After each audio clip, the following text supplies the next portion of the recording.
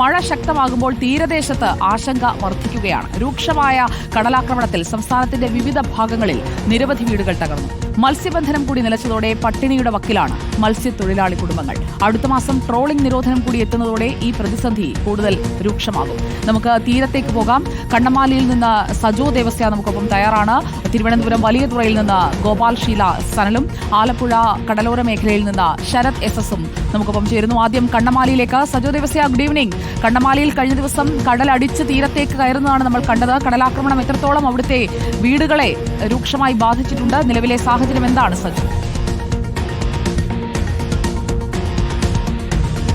സുജയ, എറണാകുളത്തിന്റെ തീരമേഖലയിൽ പ്രത്യേകിച്ച് ചെല്ലാനം പഞ്ചായത്തിലെ കണ്ണമാലിയും ചെറിയ കടവ്, കൈതവേലി ഉൾപ്പെടുന്ന പ്രദേശങ്ങൾ, നായരമ്പലം, മുനമ്പം അങ്ങനെ വിവിധയിടങ്ങളിൽ തീരദേശത്ത് കടലാക്രമണം രൂക്ഷമാണ്.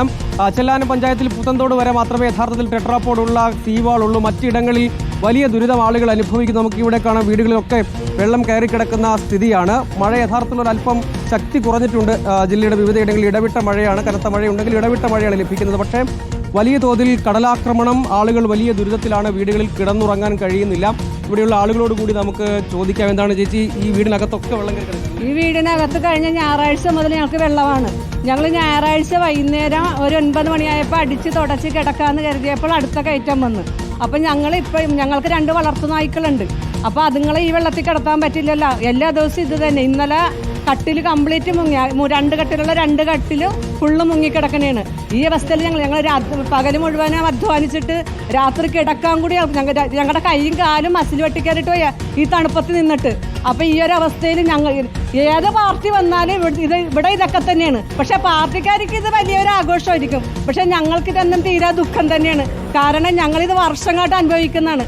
റോഡ് ഉപരോധിച്ചപ്പോൾ പറഞ്ഞ എന്തെന്നാണ്, കളക്ടർ വന്നിട്ടും പറഞ്ഞത് ഇപ്പം തന്നെ ശരിയാക്കാന്ന് പറഞ്ഞു. ആര് ശരിയാക്കി? അത് കഴിഞ്ഞ് പറഞ്ഞ് കഴിഞ്ഞ ദിവസം പേപ്പറിലുണ്ടായി 19-ാം തീയതി ഇവിടെ 3 കോടി രൂപ പാസ്സായിട്ടുണ്ട്, ഇപ്പം തന്നെ ശരിയാക്കുമെന്ന്. ആര് ശരിയാക്കി? കടൽഭിത്തി ഇങ്ങനെ തകർന്നു കിടക്കുന്നതാണ് വെല്ലുവിളിയാണ്. കടൽഭിത്തി ഇങ്ങനെ തകർന്നു കിടക്കുന്നത് കൊണ്ട് ഞങ്ങൾക്ക് ഈ വെള്ളമാണ്. അതായത് ഇവിടെ കിടക്കുന്ന ആൾക്കാർ ഈ വെള്ളത്തിലാണ് ഈ കിടക്കുന്നത്. ഞാനൊരു പലചരക്ക് കട നടത്തുന്ന വ്യക്തിയാണ്. ഞാൻ രാവിലെ 550 രൂപ കൊടുത്ത് വയറ്റിൽ നിന്ന് ഇവിടെ വരും.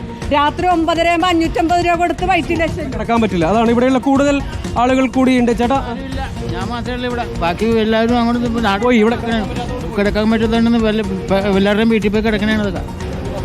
മക്കളൊക്കെ ഉണ്ട്. പിന്നെ 2 മക്കളായിട്ട് ഇവിടെ കിടന്നാൽ അവർക്ക് അസുഖം പിടിക്കൂലേ. അത് കാരണം അവരവരുടെ പട്ടിന് പോയേക്കെ.